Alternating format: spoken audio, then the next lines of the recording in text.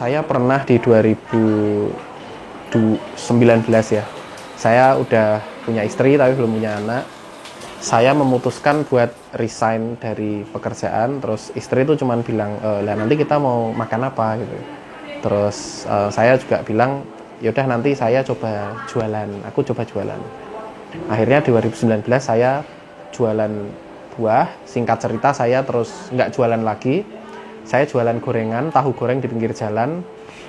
Terus bener-bener jobless, nggak ada penghasilan sama sekali. Terus tiba-tiba istri saya hamil. Waktu itu usaha tahu saya 3 bulan langsung tutup karena COVID.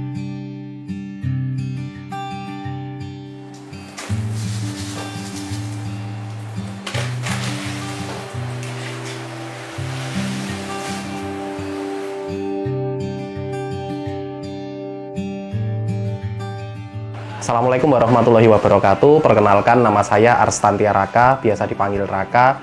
Saya adalah owner dari Kentung. Kentung sendiri adalah usaha manufaktur yang bergerak di bidang snack dengan berbahan dasar kentang dengan brand Kentung. Alamat kami berada di Nogotirto, Gamping, Sleman, Yogyakarta. Sebelum ini saya bekerja di 2 tempat. Yang pertama, saya bekerja di salah satu BUMN kontraktor di Indonesia, dan yang kedua saya bekerja di salah satu perusahaan otomotif di Indonesia juga. Nah, jadi awal kisahnya itu dari 2011 sampai 2015. Sambil kuliah saya memang suka berdagang atau berusaha gitu loh. Jadi memang dari awal itu memang hobi aja sih, hobi jualan aja, hobi dengan dunia bisnis lah. Terus 2015 usahanya tutup, terus 2015 sampai 2019 kerja di 2 tempat, satu BUMN, satu perusahaan otomotif. Nah, 2019 itu mulai usaha lagi. Ada beberapa alasan khusus juga kenapa saya memutuskan buat berhenti bekerja.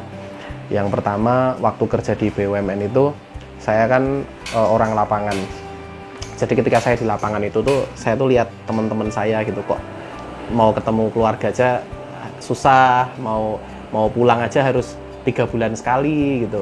Nah, kok saya tuh rasanya wah, saya nggak bisa nih kayak gini gitu kan, nggak bisa hidup berpisah dari keluarga gitu loh, meskipun waktu itu saya belum nikah. Nah, kalau yang di perusahaan otomotif itu memang karena apa ya, wah kok kayaknya memang sudah saatnya saya untuk stop, lalu saya mulai dengan kegiatan yang saya sukai, yaitu dunia bisnis gitu mas.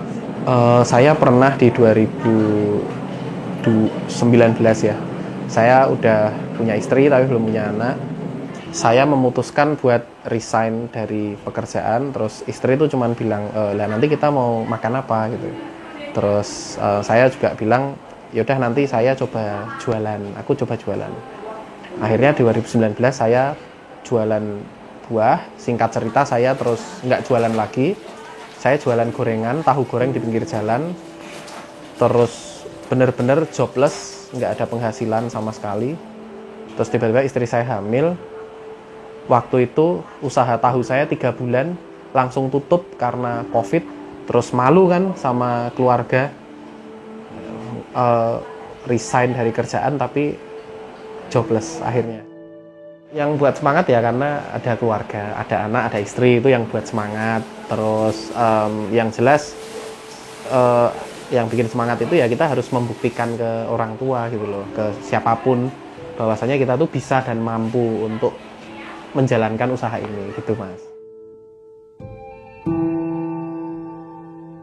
Dulu di 2011 waktu saya rugi untuk pertama kalinya itu memang rasanya pahit ya, nggak enak gitu kan. Rasanya itu sedih, marah gitu kan. Nah, tapi lambat laun tuh mulai terbiasa gitu loh mas. Jadi ketika kita rugi itu ya, ya udahlah rugi gitu. Toh besok bulan depannya juga bisa untung lagi insya Allah gitu.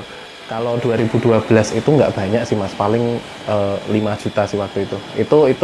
Itu karena saya bikin waktu itu bisnis konveksi. Waktu itu ada pesanan Corsa atau PDL gitulah dari salah satu kampus di Jogja. Nah, ternyata warnanya salah, terus mereka nggak mau bayar.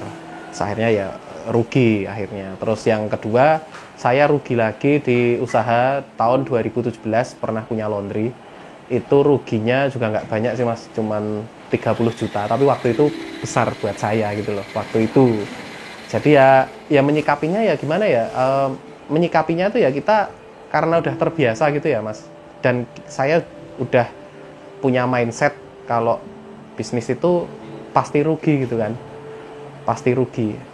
Jadi ya sudah gitu loh, kita menyikapinya ya santai aja, nggak yang sampai stres atau apa. Ada kadang buat teman-teman yang baru mau mulai usaha tuh itu yang harus dipunya malahan gitu loh, karena kalau nggak gitu ketika rugi sekali ya wes hancur gitu hatinya, maksudnya dah gitu mas.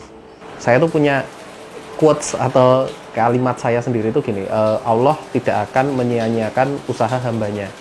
Jadi ketika kita itu mau berusaha, kita tekun, persisten, konsisten, insya Allah Allah itu pasti akan membukakan jalan gitu loh mas. Itu yang apa ya, saya pegang gitu dari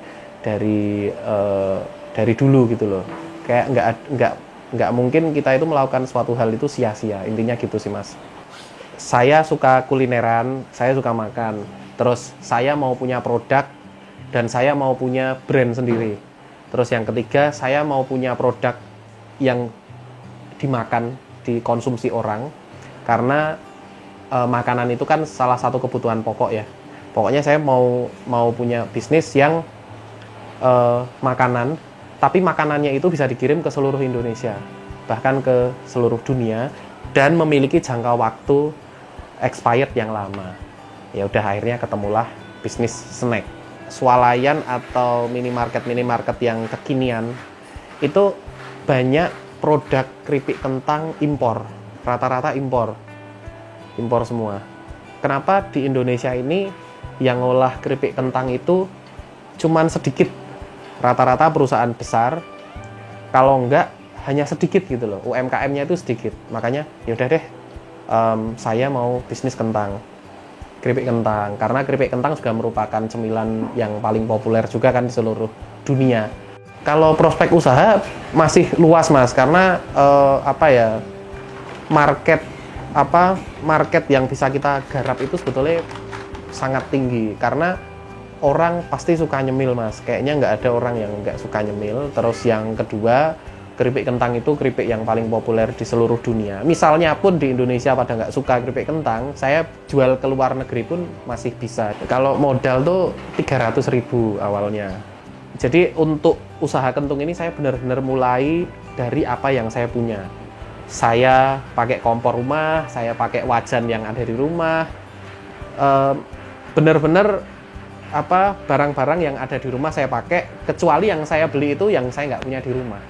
Kentang saya nggak punya, kemasan saya nggak punya, bumbu saya nggak punya, mesin perekat itu sealer saya nggak punya. Jadi itu yang saya beli.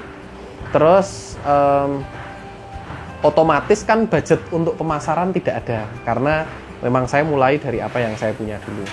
Bukan karena gimana-gimana, kapok udah buka rugi terus kapok, mau ya udahlah nggak usah pakai modal, coba deh gitu kan. Terus yang pertama pemasaran, karena kita nggak punya budget pemasaran. Dulu pelanggan pertama saya tuh ibu saya. Pelanggan pertama 50.000 omset pertama tuh ibu saya. Ya mungkin kasihan anaknya jualan dibeli gitu. Pemasarannya gimana? Ya udah kita cari apa yang kita bisa lakukan, karena nggak ada modal kan. Kita posting di WA, kita posting di Instagram pribadi kita gitu loh. Dulu itu kalau ada orang lain yang beli itu seneng gitu rasanya, kayak ada order gitu di marketplace gitu ya. Siapa yang order? Nggak tahu, nggak kenal gitu, tuh rasanya seneng gitu loh. Ada orang lain yang tahu produk kita gitu. Dari pertama kita itu beli kentang di pasar. Lalu dari situ kita prosesnya pengupasan kita sudah menggunakan mesin otomatis ya. Jadi tinggal digiling-giling aja, udah keluar, udah terkupas. Lalu proses selanjutnya adalah proses perajangan, di mana perajangan itu kita iris secara tipis-tipis, mirip diserut. Dan setelah itu prosesnya dicuci supaya si pati kentangnya itu hilang. Karena kalau nggak dicuci ya nanti hasilnya lengket-lengket pasti. Terus yang keempat, proses penggorengan. Penggorengan kita lakukan sekali dengan mempertimbangkan suhu dari minyak itu sendiri. Lalu setelah proses goreng, kita proses spin. Setelah proses spin, supaya minyaknya hilang, kita mulai di proses pembumbuan. Kita ada berbagai macam varian rasa, ada 4. Lalu setelah proses pengemasan, baru mungkin kita distribusikan ke toko-toko atau ke reseller-reseller kami yang tersebar di seluruh Indonesia gitu. Nah, keunikan yang pertama, kita dari segi produk kita menonjolkan bahwasanya kita itu menggunakan kentang Dieng. Kita dari segi tagline juga jelas terasa bedanya, itu juga mendukung untuk kita itu mengedukasi pasar bahwasanya kita itu beda dari yang lain. Dan yang paling kelihatan banget dari kita itu varian rasa. Varian rasa kita emang beda dari yang lainnya ya. Kita ada original daun jeruk, ada pedas daun jeruk, jamur truffle, dan telur asin. Kalau per bulan itu sebenarnya kita masih di bawah 10.000 mas, belum di atas 10.000. Cuman angka pasnya saya rada lupa, kayaknya di bawah 10.000 mas. Iya, di bawah 10 ribuan pieces lah. Tapi kalau sama yang ukuran kecil-kecil itu ya bisa 15 ribuan pieces lah. Kalau penjualan kita ke seluruh Indonesia mas, kita ada reseller yang tersebar di seluruh Indonesia dari Aceh sampai Sulawesi. Papua belum ada karena ongkirnya kemahalan. Saya kasih tips aja, bukan tips ya, tapi kayak lebih ke saran-saran buat teman-teman yang mau berwirausaha. Yang pertama itu teman-teman wajib namanya belajar ya. Jadi kosongkan gelas, kosongkan kepala. Teman-teman harus mau belajar terus. Belajar apa? Belajar pemasaran nomor 1. Nanti kalau pemasaran udah baik, belajar keuangan udah baik, belajar SDM, terus operation.